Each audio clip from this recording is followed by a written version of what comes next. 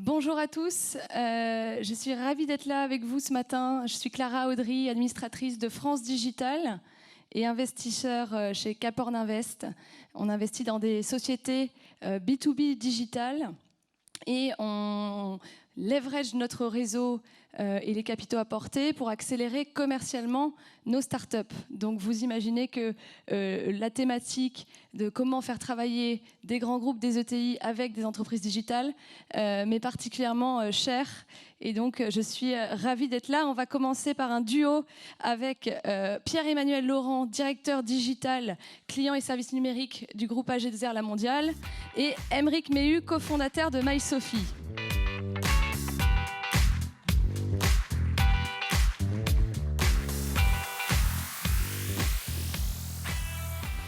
Bonjour à tous. Alors, Pierre-Emmanuel, est-ce que tu peux commencer peut-être par nous présenter ton rôle au sein du groupe AG2R La Mondiale et nous expliquer quelle était ta problématique métier avant de rencontrer MySophie? Alors, AG2R La Mondiale, je ne sais pas si tout le monde nous connaît. On est une société d'assurance en protection sociale, en protection patrimoniale. On couvre beaucoup d'entreprises, 15 millions de personnes en France. On se disait finalement, pourquoi changer, pourquoi se transformer ? 11 000 collaborateurs, on est à l'abri du changement. Mais non, parce que le monde bouge, on a un petit foisonnement réglementaire qui nous aide, 100% santé, la loi Pacte. On a beaucoup d'attentes de nos clients qui évoluent aussi. Et il nous fallait nous transformer dans ce contexte-là, dans des besoins d'usage. Je vous disais, on a un grand groupe, beaucoup de réglementations, donc beaucoup de moyens mis pour nous adapter à la réglementation. Beaucoup de moyens mis en interne pour nous être conformes à la loi Pacte qui arrive là maintenant tout de suite. Et comment dans ce contexte-là ne pas oublier nos clients, ne pas oublier les attentes de nos clients. Donc le sujet c'était comment servir nos clients, les servir mieux, alors que la réglementation s'impose à nous et qu'on ne peut pas mettre tous nos moyens partout. Voilà quel était le contexte et on avait besoin d'aide. Très bien. Alors Aymeric, peut-être quelques mots sur MySophie, la solution, le positionnement, l'histoire. Oui, parce qu'effectivement, on est quand même moins connu qu'AG2R La Mondiale pour le moment. Ça ne serait tardé que ça change. On va vous aider. Nous, on est parti du constat au départ que le système de santé français est un système performant, mais complexe et coûteux, et que pour nos concitoyens, c'est assez compliqué de comprendre comment trouver un bon professionnel de santé, et même quand il va chez le médecin, c'est comment il est remboursé. Je reçois des remboursements de la sécurité sociale, je reçois des remboursements de ma mutuelle, éventuellement d'ailleurs la mutuelle de mon conjoint vient en complément. C'est assez compliqué. Je ne sais pas si j'ai été remboursé, et donc on a créé MySophie. MySophie, c'est la première application qui permet en son sein, au sein de cette solution, eh bien, de connecter l'ensemble justement de vos complémentaires santé, celle de votre conjoint, votre sécurité sociale, l'ARAM pour les indépendants. Et donc, tous les remboursements sont connectés et sont collectés au sein de cette application. Et on va simplement vous dire derrière, quand vous avez été chez le médecin, eh ben, vous avez été remboursé, ou si vous avez été chez le dentiste, vous avez tant de reste à charge. Donc c'est très simple de comprendre ces remboursements et finalement ça permet à chaque utilisateur de mieux comprendre ses remboursements santé. Et donc ce qu'on a proposé à AG2R, effectivement, c'est au travers de cette solution de pouvoir digitaliser et d'accélérer la digitalisation de leurs relations clients. Alors en effet, c'était ma question suivante, peut-être l'origine et le format de votre collaboration. Alors l'origine et le format de notre collaboration. Chez AG2R, je m'occupe de la relation client digitale. Compliqué, c'est très compliqué pour nous. On est gros historique de servir bien, très bien nos 15 millions de clients et de répondre à leurs attentes. On avait historiquement, notamment en santé, une application qu'on a toujours, que vous trouverez sur les stores, qui est très mal vue, il faut parler franchement et correctement, qui est mal vue, mal notée. Et c'était pour nous un vrai point de douleur de voir que nos clients nous disaient « Non, mais ce que vous nous avez mis à disposition, c'est bien, mais ça ne répond pas à notre besoin. » Donc le sujet pour nous, c'était on a interrogé nos clients, on a vu ce qu'ils souhaitaient, Et le sujet pour nous, c'était, voilà, on va répondre à nos besoins, aux besoins de nos clients. On va vous donner quelque chose qui vous permet de comprendre votre santé, de mieux la piloter, d'être transparent, de vous rendre de l'information, d'être transparent, de rétablir la confiance et de maintenir ce lien de confiance qu'il y a entre nous, assureurs, sur le long terme, et vous, clients, qui avez des problématiques de santé, de remboursement et qui voulaient savoir où vous en êtes. Important aussi pour les entreprises de savoir que leurs salariés, enfin vos salariés, vous leur prenez une complémentaire santé, important de savoir que vos salariés peuvent piloter leur budget et vont pas venir vous voir tous les jours en vous disant non mais on comprend pas très bien ce qui se passe, on n'a pas la bonne relation, on n'arrive pas à avoir des informations. Donc le point de douleur était là. Et je vous disais tout à l'heure, 11 000 collaborateurs, 10 milliards d'euros de cotisations assurantielles, on pouvait tout à fait dire on va le faire tout seul. On sait faire plein de choses tout seul. Donc on aurait pu le faire tout seul, ça nous aurait coûté de l'argent, et on aurait mis 2 ans. On ne va pas se mentir, le temps de faire toutes les études, le temps de tester, de développer en interne, on aurait mis 2 ans. Mais 2 ans, dans 2 ans, où sera le marché français de l'assurance? Où seront nos concurrents? Il y a beaucoup de rapprochements de mutuelles et le domaine concurrentiel aujourd'hui est assez chahuté. Est-ce que l'on pouvait attendre 2 ans? On est parti du principe que non. Et puis, on a des gens sympathiques qui avaient une solution vraiment innovante, qui sont venus nous voir. Et on a dit, banco, on va tester quelque chose avec vous. Voilà. Très clair. Donc on comprend que MySophie a permis de réduire l'espace-temps au sein du groupe AG2R La Mondiale, quelque part. Alors peut-être côté MySophie, comment vous l'avez vécu et quelles ont été un peu les étapes de votre côté? Oui, nous, ce qu'on constate, c'est que la relation client, c'est un sujet finalement complexe. Fondamental. Aujourd'hui, c'est vrai que la relation client, sans relation client forte, finalement, on perd de la valeur dans le produit que l'on veut vendre, notamment quand on vend du service, quand on est assureur. C'est vraiment fondamental de développer une relation client forte. Et la relation client, finalement, c'est un sujet transverse, parce que ça intéresse le métier, ça intéresse la direction générale, ça va intéresser, quand on parle de digital, tout de suite la partie technique, ça va intéresser le marketing, ça va intéresser la relation client, ça va intéresser l'innovation. Et donc, quand on est une start-up, l'avantage, c'est que finalement, on est des petites équipes très transverses. Nous, on parle tous les jours entre développeurs, les gens qui développent l'expérience client, les gens du métier qui comprennent ce que c'est que l'assurance santé. C'est tous les jours, on parle pour que effectivement ces éléments-là, on les mette en commun et que on apporte à l'utilisateur une solution ultra simple. Et donc en fait, cette transversalité que nous on a chez nous, finalement quelque part on vient permettre à des groupes comme AG2R qui commencent à devenir transversaux, ils le souhaitent, ils veulent avancer dans cette transversalité, de gagner dans l'accélération de leur transversalité en ayant des choses effectivement qui répondent à l'ensemble des besoins, marketing, développement, digitalisation, etc. Comme je suis investisseur, j'aime bien aussi les chiffres. Est-ce que vous pouvez nous donner en tout cas un peu le modèle économique sur lequel votre partenariat s'est établi? S'il y en a un à date, peut-être que c'est évolutif. Alors c'est évolutif. On parlera peut-être pas je vais peut-être pas répondre tout à fait. Ce que je peux vous dire, c'est et puis ça va peut-être. Je vais peut-être aller en avance par rapport à d'autres questions.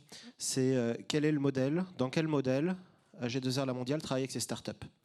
Parce que finalement, on ne dit pas on est un grand groupe, on va travailler avec des startups. On a 20 startups qui tous les jours toquent à notre porte, viennent nous voir et viennent nous vendre une solution. Comment ça s'organise? Et tout ça, en fait, avant le modèle économique, c'est comment on organise dans un groupe le fait de travailler avec une startup. On a des délais de décision qui sont lents, on a des délais de paiement qui peuvent être longs, on a des délais qui ne sont pas compatibles avec ce qu'expliquait Émeric, le fait de devoir être rapide. Donc tout ça, ça s'organise. On a monté une équipe Open Innovation qui est là pour faire du sourcing de start-up. On a tout un funnel de start-up. On a imaginé une solution qui s'appelle Test et Invest. Donc pour travailler avec des start-up, on va travailler avec des start-up établies qui ont des solutions fonctionnelles pas des gens qui ont une idée et pas une boîte mail et pas de salariés. Voilà, on veut déjà travailler avec des startups qui existent et qui répondent à des vrais besoins. La première étape, c'est de tester ces startups. Et après, deux choses, soit de les accompagner. On a monté un fonds d'innovation qu'on a doté de 10 millions d'euros. Donc soit d'aider ces startups à se développer, soit un modèle simple client-fournisseur. Voilà, donc tout ça aujourd'hui, c'est en devenir. Très bien.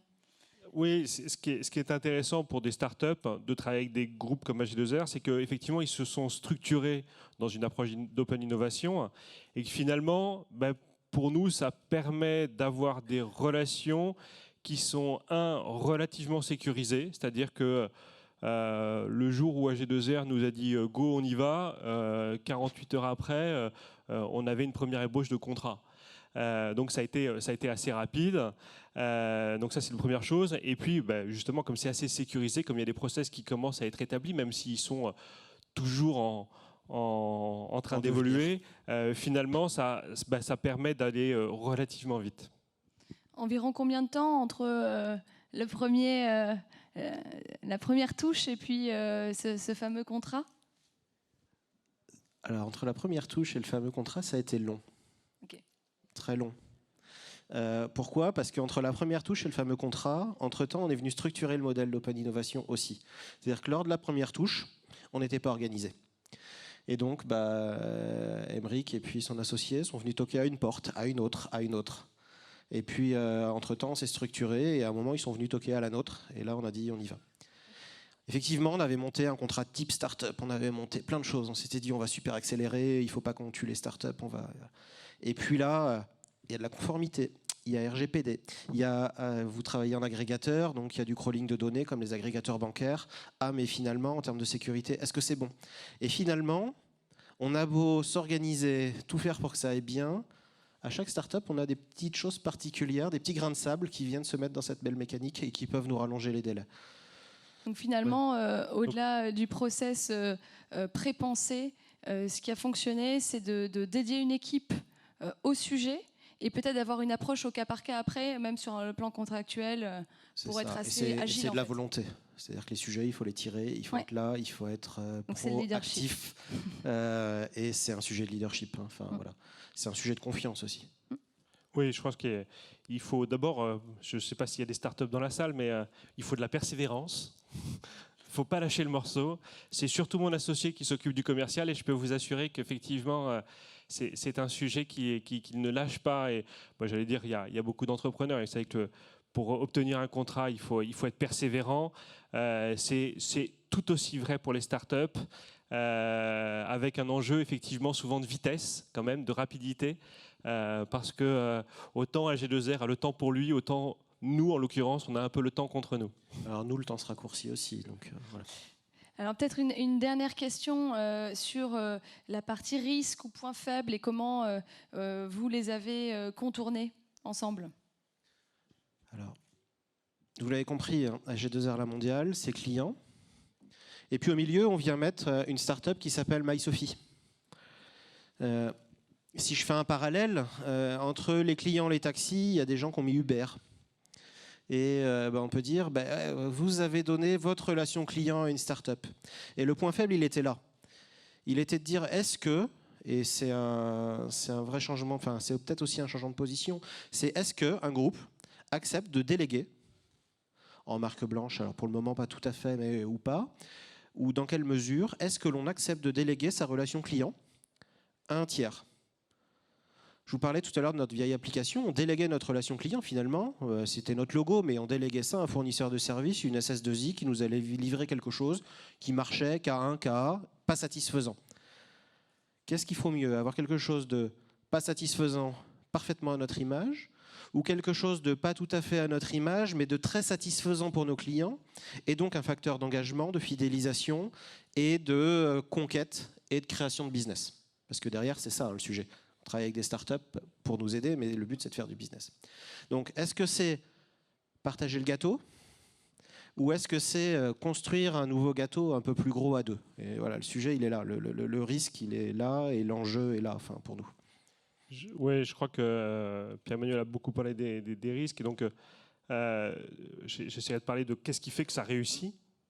Moi, je vois 2 éléments clés. Un, une volonté commune effectivement de transformer sa relation digitale, sa relation client digitale. C'est-à-dire que si AG2R n'avait pas cette volonté d'avancer, je pense qu'il ne s'intéresserait pas à MySophie. Et aujourd'hui, nous, on le voit, il y a une vraie volonté, une vraie prise de conscience que le monde est en train de bouger et que il faut absolument s'adapter et que dans cette adaptation, il faut être rapide et que seuls, ils ne peuvent pas l'être. Ça, c'est le premier élément, donc une vraie volonté d'avancer.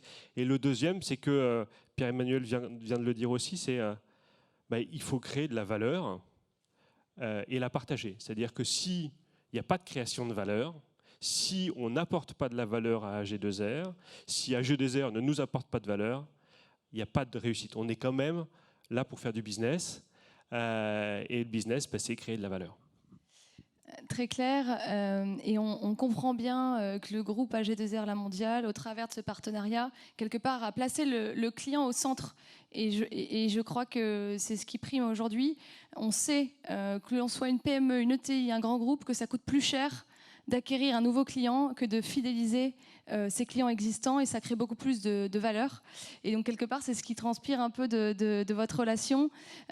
Pour peut-être conclure cet échange passionnant, trois idées clés que je retiendrai dans le fait de faire collaborer en fait ces deux mondes. Numéro 1, l'agilité dans la relation. C'est-à-dire que par ces partenariats, on va trouver un interlocuteur au sein d'une ETI, d'un grand groupe, qui va avoir la volonté de faire implémenter une nouvelle solution. La rapidité dans le développement produit. On ne va pas mettre 18 mois au travers d'une société de service à produire un outil interne. On va faire appel à une solution quelque part plug and play pour lequel une équipe, certes plus réduite, mais très focus, a travaillé pendant des mois pour développer un outil en self-service qui va marcher quasiment du jour au lendemain. Je suis peut-être un peu optimiste, mais en tout cas... Non, ça marche très bien. Voilà. Ça a marché du jour au lendemain quasiment. Super. Et du coup, des partenariats qui permettent quelque part à l'ETI, à la PME, au grand groupe, d'être en marche dans le temps qui est le nôtre et qui est de plus en plus rapide. Merci à tous pour votre écoute. On va poursuivre. Je vous inviterai peut-être à vous asseoir, à rester avec moi sur scène. Et je vais appeler Alexis Monnier, cofondateur et CEO d'Afterdata, et Ella Medisch, responsable partenariat et grand compte chez Expansia, et Alain Berthaud, qui est un client d'Expansia. Voilà, merci.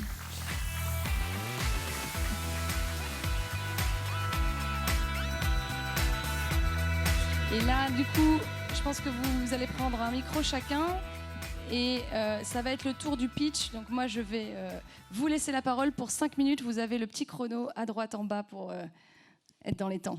Alexis, à toi. Bonjour à tous. Ma boulangère s'appelle Sonia. Elle est capable, le dimanche matin, de me proposer un nouveau pain qui va correspondre à mes goûts, à mes habitudes de consommation. Elle est capable, à travers mon comportement, le fait que je sois plus ou moins souriant, plus ou moins avenant, de déceler éventuellement une source d'insatisfaction. Et si je viens un petit peu moins souvent, elle va se rendre compte que probablement, je vais également acheter du pain ailleurs. C'est assez facile, elle a une centaine de clients fidèles, elle les connaît tous par leur prénom. La vocation du marketing prédictif, et spécialement de notre plateforme Afterdata, c'est de permettre à de grandes entreprises qui ont des centaines de milliers, voire des millions de clients, d'avoir ce même niveau de finesse, de compréhension de leurs clients, presque d'intimité commerciale, malgré le fait qu'évidemment, elles ne les voient pas au quotidien. Alors, comment ça fonctionne? C'est assez simple, c'est un sujet dont on parle beaucoup. C'est de l'analyse de données et concrètement du machine learning. Et aujourd'hui, les entreprises, toutes celles qu'on voit, ont toutes énormément d'informations, trop d'ailleurs, ce qui fait qu'on se rend compte que ces données sont peu, voire en partie pas exploitées. Et des fois, ces données ont besoin d'être complétées par des données externes. Et on a beaucoup de chance aujourd'hui. On a des bibliothèques open data qui sont absolument colossales, données nominatives ou données globales, qui permettent aujourd'hui assez facilement de comprendre et d'étudier très précisément le comportement passé pour être capable de prédire des comportements futurs. Alors quand on parle de comportement et de connaissance client, très concrètement, les sujets qu'on va vouloir prédire, prévoir, sont des sujets qui existent depuis toujours, mais qu'on va être capable de prédire avec une finesse aujourd'hui sans commune mesure. On parle de lead scoring. J'ai des prospects, j'ai des gens avec qui je suis en relation pour la première fois, que ce soit en ligne ou en point de vente, et je vais vouloir évaluer le potentiel de ces prospects, savoir s'il est stratégique de faire une remise commerciale ou un geste tout de suite, ou si au contraire ce sont des gens qui sont plutôt à conserver, à alimenter en information. Quand j'ai des clients, la question va se poser de comment je fais pour leur vendre plus de produits, à quel moment est-ce que je leur pousse une nouvelle offre, quelle nouvelle offre, à quel moment est-ce que je pousse une proposition de parrainage, à la fois pour cultiver la perception du client qu'il ait compris, que je le connais réellement et que je ne lui propose pas une offre qui serait la même pour tous mes clients et donc forcément en partie hors sujet. La question du moment va être essentielle, la question du canal également. Comment je m'adresse à mon client? Est-ce que je lui envoie un mail? Est-ce que je lui envoie un courrier? Pour certains, sur des contrats à plus forte valeur ajoutée, est-ce que je l'appelle? Et enfin, on va évidemment prédire, pour les gens qui ont une relation contractuelle, de la résiliation. Si je suis une banque, une assurance, quels sont les clients qui risquent de résilier dans les 3 prochains mois? Et sinon, de l'attrition client de façon plus générale, qui sont les clients qui consomment de moins en moins jusqu'au moment où je vais rompre complètement le fil de la relation commerciale parce qu'ils ne consomment plus mes produits. Ce type de solution, aujourd'hui, est utilisé par des grands groupes, banques, assurances, retail, mais également des ETI qui ont des données, qui ont des problématiques commerciales, évidemment, et qui ont besoin d'outils qui soient un outil directement destiné à des responsables métiers, à des responsables marketing, des responsables commerciaux. Et aujourd'hui, sur ce type de projet, quand on veut se lancer sur de la prédiction, c'est un point absolument essentiel. Il faut savoir si on cherche un outil qui est à destination du service informatique, avec ses data scientists et ses experts de la donnée, ou est-ce qu'on veut un outil qui va être directement utilisable par des équipes qui sont au plus proches des clients, par des équipes commerciales, par des équipes marketing. C'est un choix essentiel parce qu'on n'aura pas du tout le même type d'outil et on ne cherchera pas du tout la même valeur ajoutée en termes de solutions. Pour finir, aujourd'hui on constate chez tous nos clients, quelle que soit leur taille, que les niveaux de maturité sont très hétérogènes. Les grands groupes ne sont pas forcément nettement en avance sur des sociétés de taille beaucoup plus modeste. Et aujourd'hui, en termes d'efficacité commerciale, on se rend compte qu'il y a derrière le machine learning, l'intelligence artificielle, un élément qui sur certains marchés rebat les cartes et redistribue les cartes parce que des sociétés de taille intermédiaire ont la capacité d'adopter des outils techniques, des outils commerciaux extrêmement efficaces et de profiter de leur agilité pour les mettre en œuvre bien avant leurs concurrents qui parfois sont 10, 100 fois plus gros qu'eux. Donc on se rend compte que cette nouvelle technologie et cet outil, d'un point de vue business, rebat réellement les cartes et permet des grosses avancées en termes commerciaux. Je vous remercie. Merci Alexis, très clair.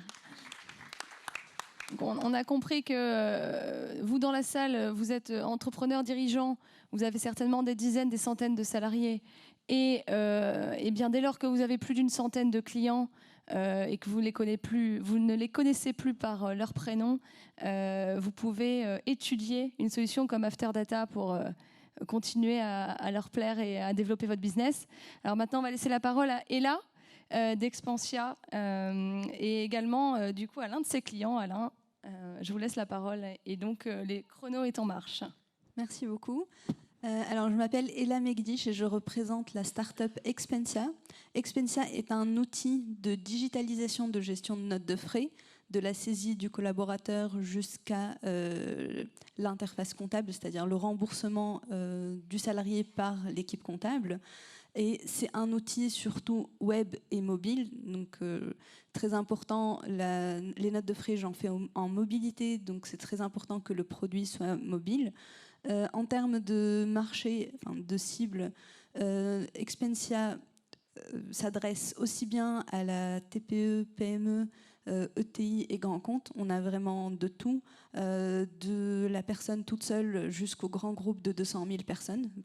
Tout le monde fait de la note de frais de toutes les manières. Et comme on est très innovant, on a choisi de vous présenter Expensia via un cas client au lieu de le présenter juste comme ça. Donc voilà, Alain va vous parler de comment Expensia a transformé le travail dans sa société avec les notes de frais digitales.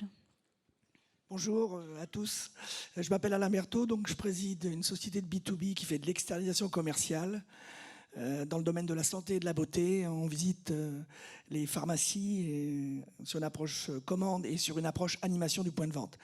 150 personnes sur le terrain en France et dans les dom-toms. La gestion de la note de frais dans l'entreprise, c'était un ERP que vous connaissez bien, c'était Excel.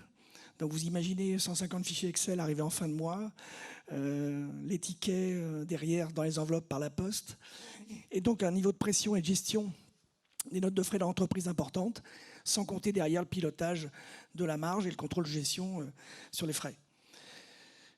Donc une pleine transformation numérique importante et aussi de l'accompagnement dans le changement.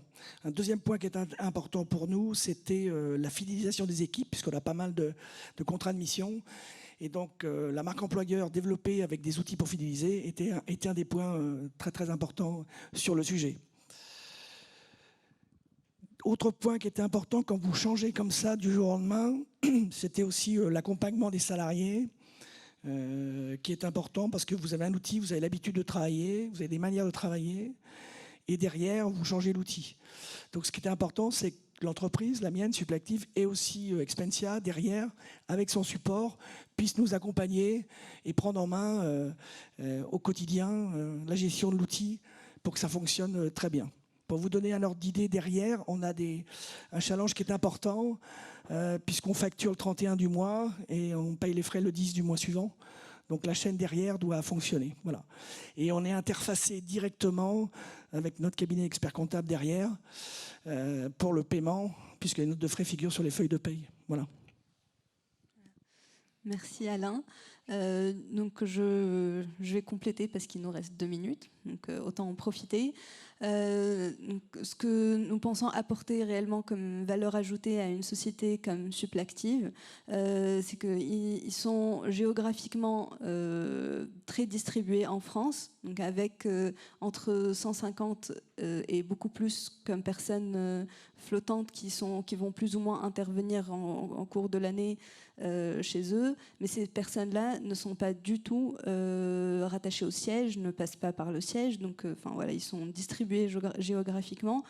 Et du coup, il y a un coût administratif très important pour gérer les notes de frais. Et avec Expensia, l'idée de Suppléactive, c'était vraiment de mettre son énergie ailleurs, de se débarrasser de toute l'énergie qu'il mettait sur la note de frais. Et en plus, il y a autre chose qu'on n'avait pas évoqué, qu'avec la mise en place d'Expensia, Suppléactive s'est rendu compte que certains de ses salariés n'avaient pas de couverture réseau, et ils ont même décidé du coup de donner des forfaits 3G aux personnes qui n'avaient pas de couverture réseau pour leur permettre d'utiliser Expensia de manière efficace, mais ça serait aussi du coup le cas pour d'autres outils dans cette transformation et digitalisation qu'ils mettent en place. Donc, voilà. Suppléactive est un exemple de PME, mais nous travaillons aussi avec des ETI, avec par exemple des cabinets de conseil, parce que pareil, force de vente, on va dire partout, des consultants sur le terrain. On travaille aussi avec des banques, beaucoup, donc groupe BPCE, Crédit Agricole. Donc c'est des gens qui nous ont fait confiance malgré leur taille. Et pour finir, donc, je vois que j'ai plus le temps. Sur les chiffres, Expensia existe depuis 2014 et a aujourd'hui un peu plus de 4000 entreprises clientes et gère plus de 20 millions en valeur de notes de frais par semaine. Donc c'est le nombre de tickets qui transitent via Expensia toutes les semaines. Mais bravo, bravo et merci pour cette présentation très claire. On retrouve l'idée qu'on a évoquée tout à l'heure, à savoir que tout ce qui n'est pas core business pour l'entreprise, quelle que soit sa taille, qu'elle soit PME, TI, grand groupe, peut être solutionnée par, quelque part, des partenaires business avec des solutions digitales qui ont été pensées pour un use case spécifique et donc de façon extrêmement précise et qui apportent un bon service aux clients. Et le métier cœur business d'un groupe comme AG2R La Mondiale est d'assurer un risque. Il n'en demeure pas moins que les clients du groupe AG2R ont une volonté qui est de suivre la traçabilité, par exemple, de leurs dépenses médicales. Et donc, on voit comment, en se faisant rencontrer les deux mondes, finalement, on délivre un meilleur produit, un meilleur service. Merci à tous pour vos témoignages. On va passer, et là, c'est le moment tant attendu dans la salle, le moment où les portables sont mis de côté. On va passer aux questions-réponses. Alors, je ne sais pas. Oui, je crois qu'il y a des micros qui peuvent circuler. Et donc là, l'idée, c'est que vous posiez toutes les questions et que vous sortiez de cette pièce en sachant exactement comment vous allez collaborer avec des entreprises digitales si vous êtes entrepreneur, dirigeant de PME, TI ou grand groupe, et inversement, si vous êtes dirigeant de grand groupe, avec quelle solution présente ici vous aimeriez collaborer. Donc voilà, le micro est à vous. C'est toujours la première question qui est la plus difficile. Alors, dans les conseils d'administration, on a peur de la chaise vide. Dans un jour comme aujourd'hui, on a peur de l'absence de questions. Donc, j'en ai en réserve. Mais là, je crois qu'il y en a une première. Super. La voici, la première question. Une question pour MySophie et AG2R La Mondiale. Vous parliez d'opportunités, de différenciation. En tant que patient, on va citer d'une autre mutuelle, quelle est la capacité de MySophie de récupérer les informations de consultation, etc. des patients? Et donc ça c'est la première question. Et du coup, suite à ça, qu'est-ce qui est le service proposé en plus grâce à votre partenariat avec AG2R La Mondiale? Alors d'abord, c'est un service qui est proposé aux assurés d'AG2R La Mondiale. Et donc pour pouvoir accéder à MySophie, il faut être assuré par un client, enfin par AG2R La Mondiale ou par un de nos autres clients. Donc ça, c'est le premier point. Après, vous posiez une question de se savoir, imaginons que vous êtes assuré par AG2R La Mondiale, mais vous êtes aussi aidant familial de votre père dépendant. Et entre autres choses, vous vous occupez de tout son administratif et notamment de suivre ses dépenses de santé. Et comme il est dépendant, il en a pas mal. Et votre père, il n'est pas assuré chez AG2R La Mondiale, mais il est assuré chez un autre assureur. En fait, notre technologie, elle va permettre d'aller récupérer l'information chez cet autre assureur et de l'agréger au sein de MySophie. Et donc, cet assuré AG2R La Mondiale pourra, au travers de MySophie, suivre ses dépenses de santé, mais aussi celles de la personne aidée. Et donc, ça répond aussi à une des problématiques d'AG2R La Mondiale, qui s'inscrit dans une démarche sociale. Et donc, effectivement, c'est un des exemples de ce qu'apporte MySophie, notamment via cet agrégateur. Après, MySophie, on agrège des prestations, on agrège aussi des services. On permet aussi d'agréger au sein de MySophie des services innovants tels que de la téléconsultation, du transfert d'ordonnances en pharmacie, de recevoir de l'information santé. Tout cela dans une expérience utilisateur la plus simple et la plus fluide possible, qui nous permet d'avoir des taux d'usage de notre application qui se situent, j'allais dire, presque aussi proches que celles d'appli bancaire, alors que l'assurance santé, c'est quand même pas aussi régulier que la consultation de son compte en banque. Quand on a une famille, ça le devient. C'est un vrai cauchemar. Je téléchargerai l'application MySophie de ce pas. Un complément. Si j'ai bien entendu et compris votre question, effectivement, MySophie permet, c'est ce que vient de dire Émeric, d'agréger les remboursements de plusieurs mutuelles, AG2R La Mondiale comme d'autres. Je vous disais tout à l'heure, on a une démarche d'open innovation. Le but, c'est de servir nos clients. Mais c'est une démarche de partenariat aussi avec une start-up. Et on parlait tout à l'heure de faire grossir la taille du gâteau pour faire du business. Notre but à nous, c'est pas d'être le client unique d'une start-up. Et il faut que cette start-up, elle puisse continuer à vivre, à croître à grossir et à faire son propre business. Donc aujourd'hui, on a initié quelque chose, un partenariat ensemble. MySophie nous aide à apporter un bien meilleur service client que ce qu'on apportait jusqu'alors. Nous, on permet à MySophie de croître et de se développer. Et après, quel est le service plus d'AG2R La Mondiale avec MySophie? C'est un partenariat récent, mais on a quelques pistes de services qu'on est en train de construire et de développer vraiment entre nous pour qu'il y ait un plus client. Comment le partenariat évoluera demain? C'est à nous de le construire. On verra l'appétence de nos clients. On peut tout imaginer. Voilà, c'est quelque chose qui va vivre et qui va se construire. C'est vraiment la construction. Enfin, notre credo, hein, c'est vraiment ça. On doit contribuer au développement de la start-up avec laquelle on travaille. On ne doit pas l'étouffer. Et donc, créer du business tous les deux.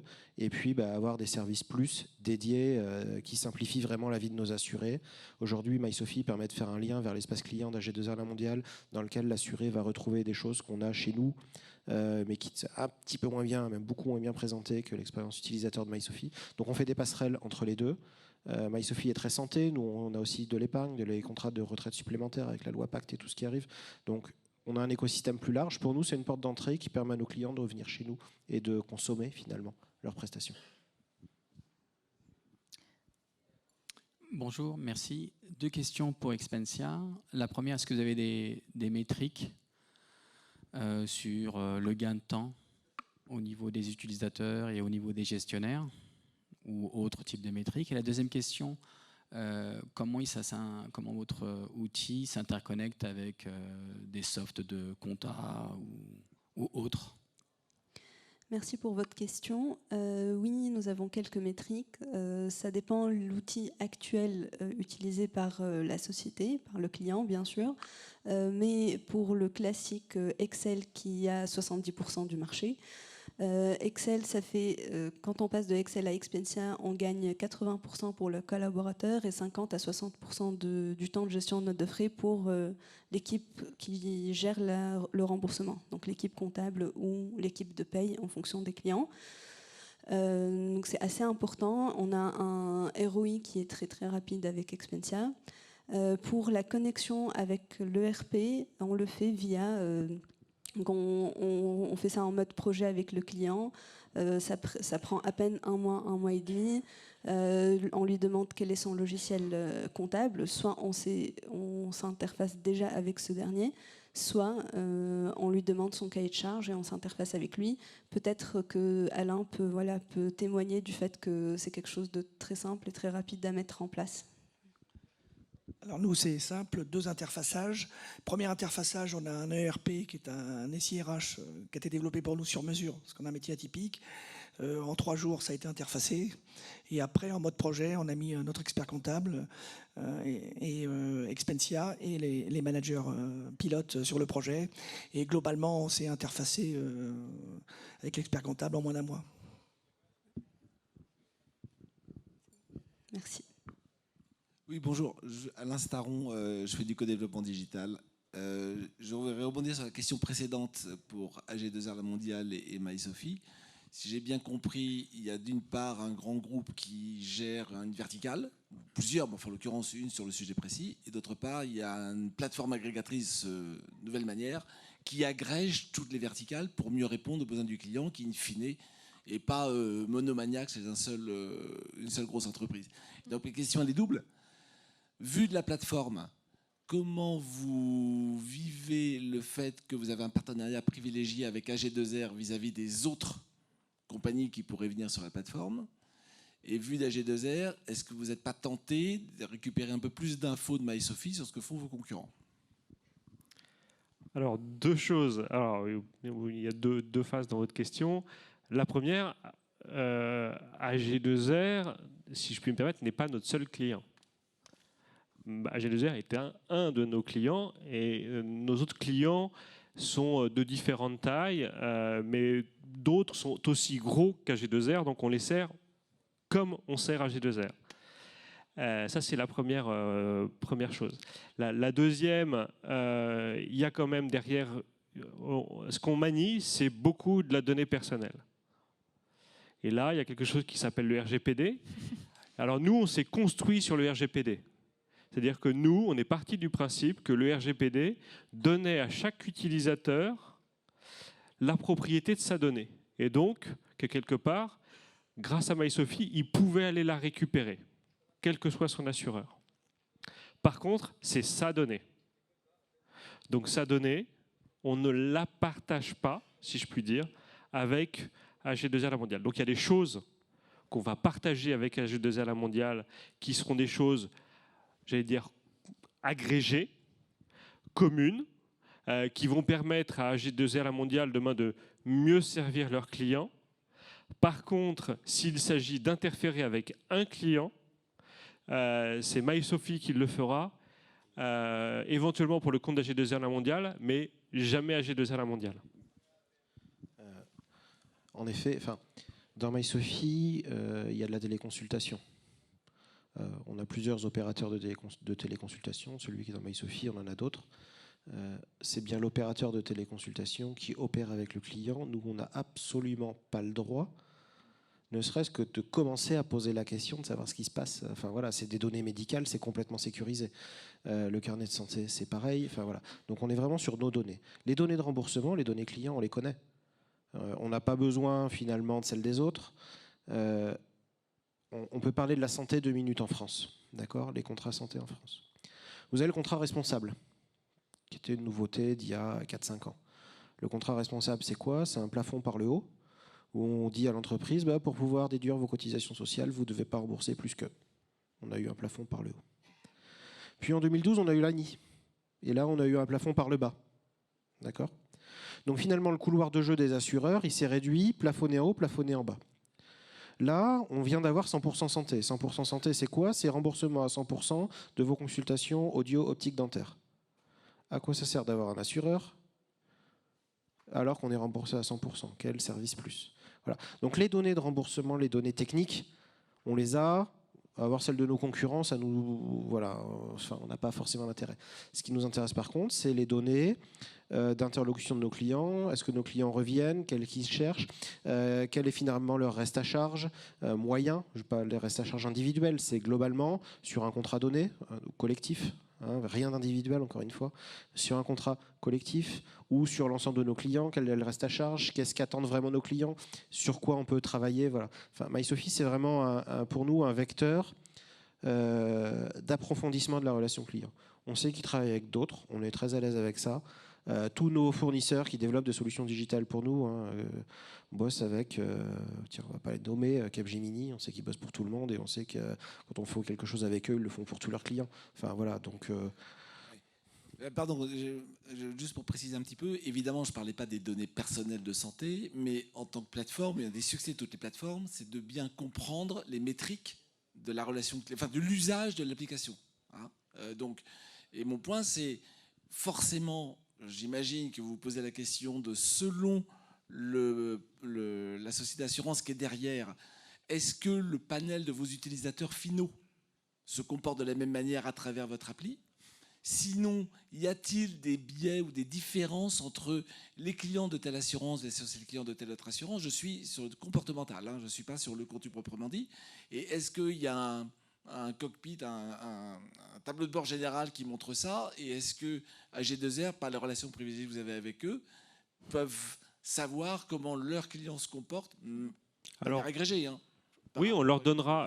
alors, réponse à votre question, oui.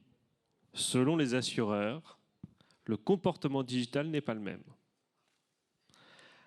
Ça, c'est quelque chose que là, que l'on observe. Selon les assureurs, aujourd'hui, on a mis avec MySophie, on travaille sur des contrats qui sont des contrats collectifs.